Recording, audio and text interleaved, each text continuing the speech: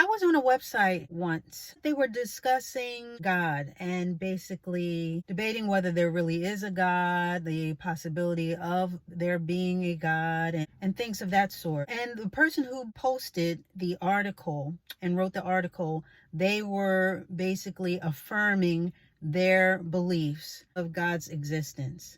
And I found it very interesting, needless to say. And after I read the article and went through some of the comments, as you can imagine, there were comments that both supported what the author was saying, as well as those comments from those who do not believe, including the one comment that I do remember. She was sort of, I guess you would call her agnostic. So she believed in the possibility of a higher source, of a higher power. I think she cited some things in nature that she does believe could possibly be of design. I believe like the change in seasons and the trees and something else. But at the end of the day, she said, yes, it's a possibility. And I see all these wonderful things, but I'm still waiting on evidence. I'm still waiting on proof that there is a God. And I found that very interesting because, again, she listed a lot of things that were, I thought, were very evident, that definitely proved the point, that definitely proved his existence. That not that his existence needs to be proven by us, but just for debate's sake, that basically gave the groundwork for, yes, there is a God.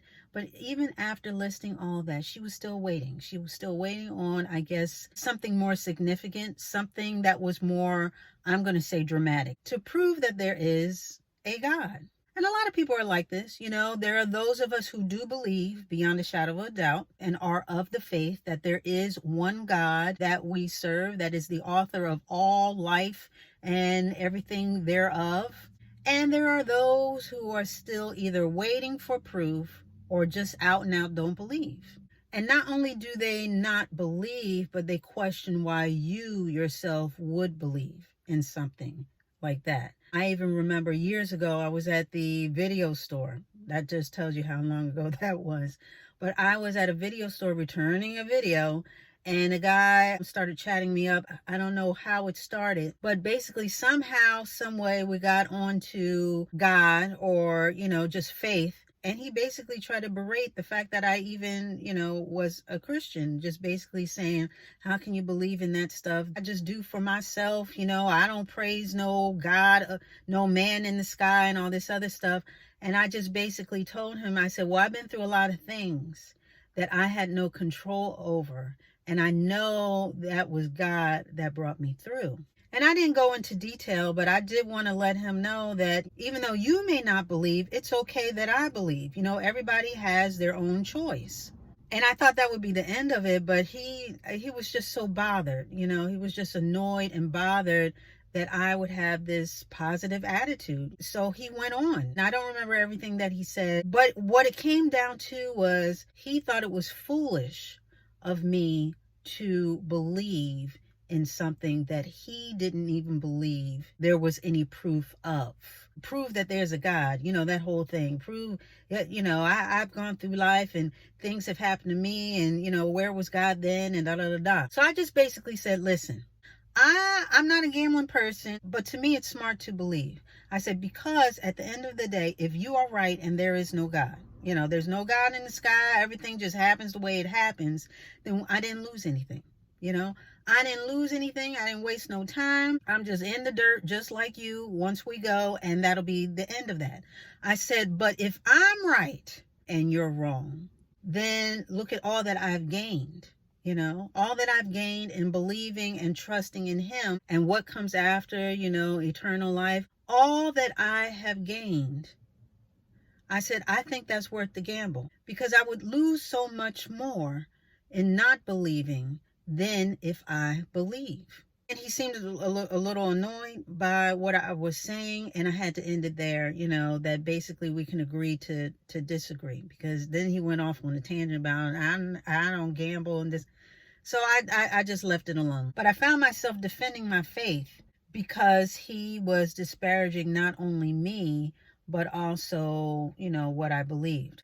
But it just makes me think, because again, everyone has a choice in life, and that's part of God's grace. He gives us a choice. We can believe or not believe in him, because we could be mindless minions, as I've said before, serving him via programming, sort of like robots. But he loves us enough to give us a choice. He has given us autonomy over our thinking and over our bodies and what we do and what we choose to do. And he wants us freely. He wants us to choose him, to choose to love him, to choose to follow him. But when I do hear pushback, or basically naysayers, or people that just don't believe and just think that we're living in a fantasy, those of us who believe, we believe in a man in the sky who just pulls the strings, and we just go either which way that he pulls them, that Jesus wasn't real, he was a metaphor for, goodness, and that the Bible is just full of fantasies and parables and just feel good stories, to teach us good from bad, lessons that can teach us to be good throughout life, and I guess take to the grave. It just makes me think, what if? Just like I told the guy, what if there was no God? What if there were no God and people could just do whatever they wanted to do without any sense of consequences later on? Because, God is a God of justice. And we know that when we do things here on earth, we will be accountable for them later on. What if there is no God? You can just live however you want to live. If you commit a crime here and you don't get caught, honey, you are safe. Those who dally in wrongdoing, doing a whole bunch of nonsense, taking other people's lives and livelihoods, if justice does not catch up with them here on earth, they get off scot-free. Evil runs amok unchecked. There are no repercussions. Miracles wouldn't exist. Heaven and hell are both here on earth. Therefore, there is nothing to look forward to. Everybody just lives their life. And then at the end, we all pass away and go to the deep abyss, the grand darkness of it all. Go to the dirt and turn to dirt. And that's pretty much it. What kind of world would this be without God in it? That's quite a thought. I shudder to think. But thank God that God does exist, and there's plenty of evidence that he does. Besides the seasonal changes and the trees knowing when to disrobe their old leaves during the winter and bring about new leaves in the spring and summer, besides the birds in the air and the fish in the sea and all the different animals and insects and how they all work together to bring forth life, and how life itself is cyclical. And if you've never seen the inside of us as human beings, our bodies, it is nothing but a masterpiece. Each organ has its own sack, its own package. The heart has its own package. The lungs are packaged in such a way, and everything is by design. Everything is placed in the body by design. How your brain is protected by your skull.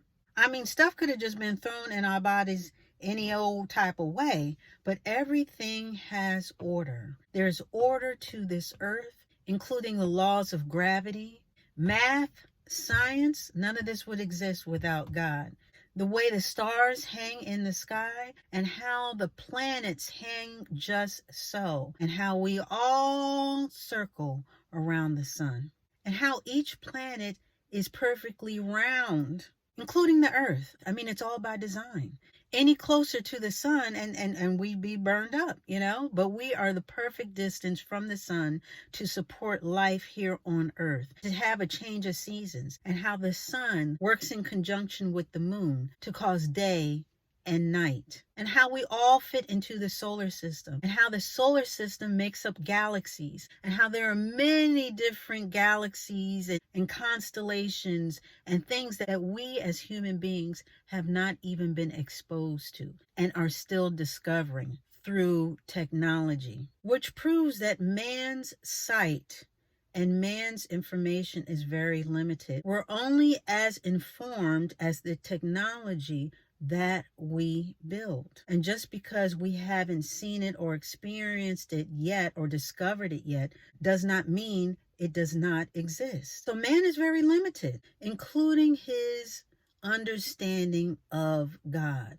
because we're finite beings. We have a beginning and an end, but with God there is no end. He always has been and always will be. He's infinite. So a finite being trying to understand an infinite being, I can understand how there would be doubt in between those two positions. But there is a God. There is a God. And being that there is order in the universe, everything has its place. That is evidence of order.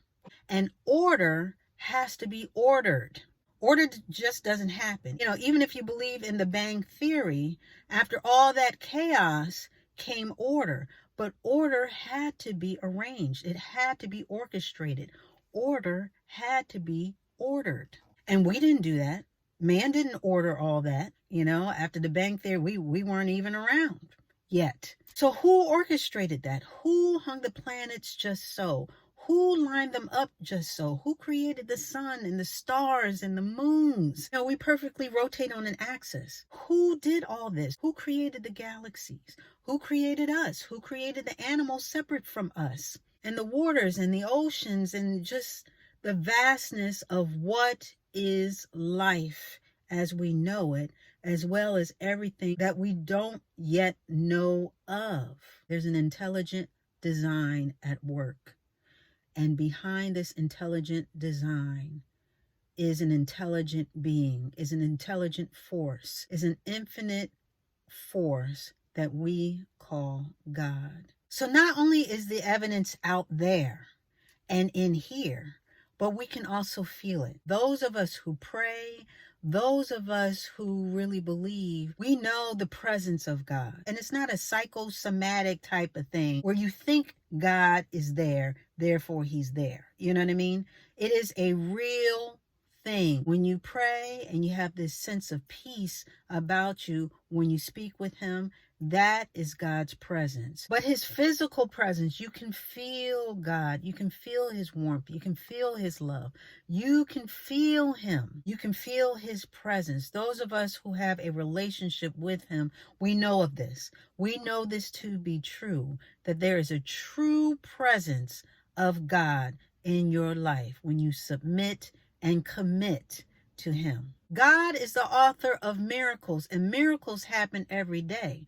Man can't explain miracles, but God can. And that is proof of God. Life itself, people talk about life itself is a miracle. Out of all the combinations that could have happened, out of all the possibilities and all the probabilities, and the sperm meeting the egg and it getting fertilized and it going through all that process, and all the millions and millions of options that could have happened, you were born. You were brought to life. You were meant to be. That is by design. That is God. I can go on and on and on, but I say all this to say, those who are still looking for evidence, I'm really stumped when there is so much evidence already around us. And again, not just around us, but beyond. Again, going back to the planets, we could have been like ping pong balls, bouncing off of each other and going every which way and so forth and so on, but we are not. So I say all this to say the evidence is out there. And I tell you this, just like I said to the man in the video store, living this worldly life is like having a house made of straw. It's all going to fall down one day. There's nothing structured to it. It is temporary and it's not going to last. But building a life with God, that is going to last. That is your house of brick.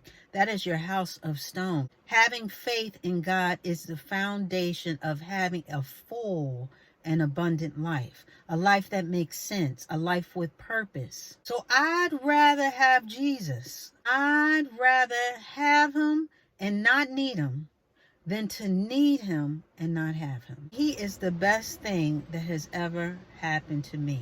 And I tell you, just like the song says, I'd rather have Jesus than silver and gold. And with that, we are going to put a button on it.